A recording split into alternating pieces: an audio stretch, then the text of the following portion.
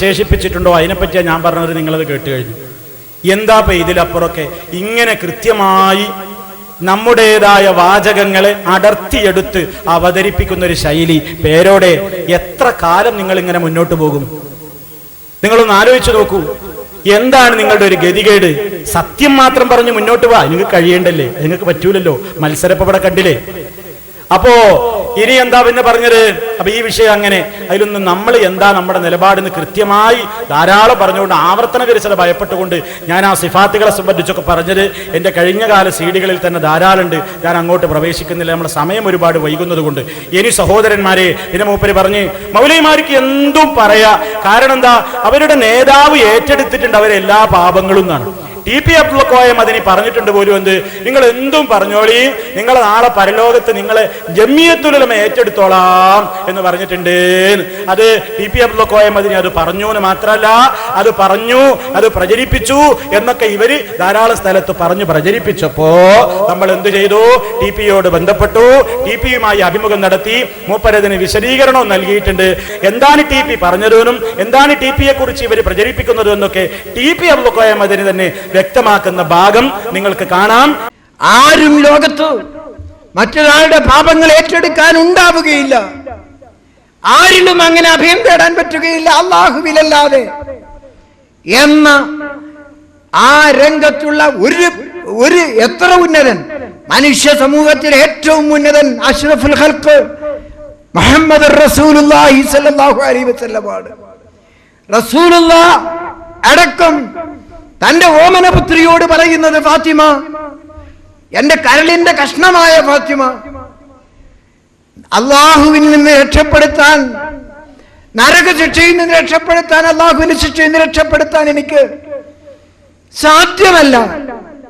എന്റെ ഭൗതികമായ എന്റെ സമ്പത്ത് നിന്ന് എന്ത് വേണമെങ്കിലും നീ ചോദിച്ചു കൊള്ളൂ എന്ന് പറഞ്ഞ ആ പ്രവാചകൻ ഈ സമൂഹത്തെ പഠിപ്പിച്ചത്, ഒരു മനുഷ്യൻ ഒരണുത്തൂക്കം നന്മ ചെയ്താൽ അതിന്റെ ഫലവും ഒരണുത്തൂക്കം തിന്മ ചെയ്താൽ അതിന്റെ ഫലവും പരലോകത്ത് ലഭിക്കുമെന്ന ഉത്തമമായ ദൃഷ്ടാന്തമാണ്.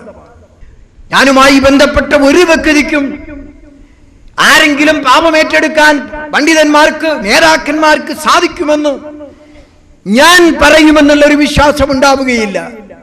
നമ്മുടെ പാപങ്ങൾ മറ്റാരെങ്കിലും ഏറ്റെടുക്കുമെന്നുള്ളത് മുജാഹിദ് ഇസ്ലാഹി പ്രസ്ഥാനത്തുമായി അല്പം പോലും ബന്ധമുള്ള ഒരാൾ പറയുകയില്ല. അതിന്റെ നേതൃത്വത്തിൽ എങ്ങനെയോ വളരെ അള്ളാഹുവിനെ പേടിച്ചുകൊണ്ട് എത്തിപ്പെട്ട ഒരാളാണ് ഞാൻ. പിന്നെ ഞാൻ എങ്ങനെ അത് പറയും? ഇനി എന്തായിരുന്നാലും കൃത്രിമമായി ഉണ്ടാക്കുന്ന ഏത് തരത്തിലുള്ള സീഡിയാണെങ്കിലും ഒരു കാര്യം ഞാൻ വ്യക്തമാക്കുന്നു.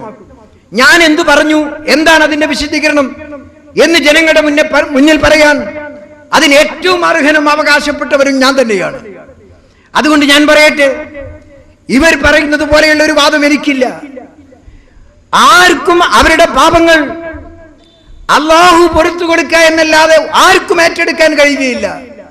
അത് അഷ്റഫുൽ ഖൽഖിനടക്കം സാധ്യമല്ല. ആ ഒരു ഉറച്ച വിശ്വാസമാണ് എനിക്കുള്ളത്.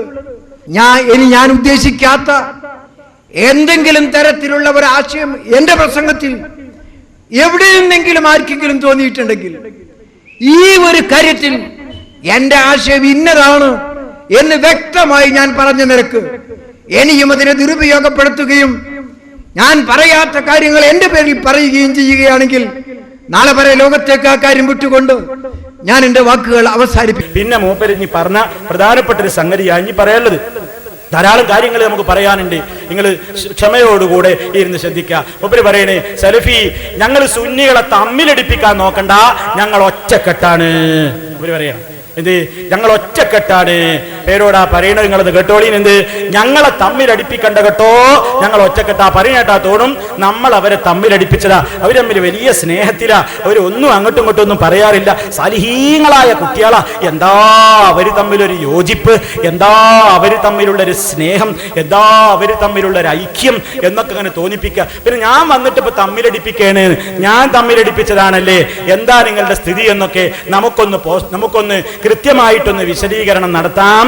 അതുകൊണ്ട് സഹോദരന്മാരെ, അതാ നമ്മള് എല്ലാവരും ഞങ്ങൾ ഒറ്റക്കെട്ട, ഞങ്ങളെ തമ്മിലടിപ്പിക്കണ്ട കേട്ടോ എന്ന് പേരോട് പറയുന്ന രംഗം ആദ്യം ഒന്ന് കേൾക്കുക. എന്നിട്ട് ഓരോന്നോരോന്ന് നമുക്കൊന്ന് വിശകലനം നടത്താം. ഞങ്ങളെ ഈ KAP എന്നൊക്കെ പറഞ്ഞിട്ട് സംസ്ഥാന 3 വിഭാഗമാക്കി തമ്മിലടിപ്പിച്ചിട്ട് നിങ്ങൾക്ക് ഇവിടെ സുന്നി ആശയം തകർക്കാമെന്നത് നിങ്ങൾ വ്യാമോഹമാണ് സലഫി. നടക്കൂല കേട്ടോ. സുന്നത്ത് ജമാഅത്തിന് വേണ്ടി ഈമാനുള്ളവർ ഒറ്റക്കെട്ടായിരിക്കും, സംശയം വേണ്ട. ഒറ്റക്കെട്ടായിരിക്കും ഈമാനുള്ളവര്. അപ്പൊ ഈമാനില്ലെങ്കിലോ?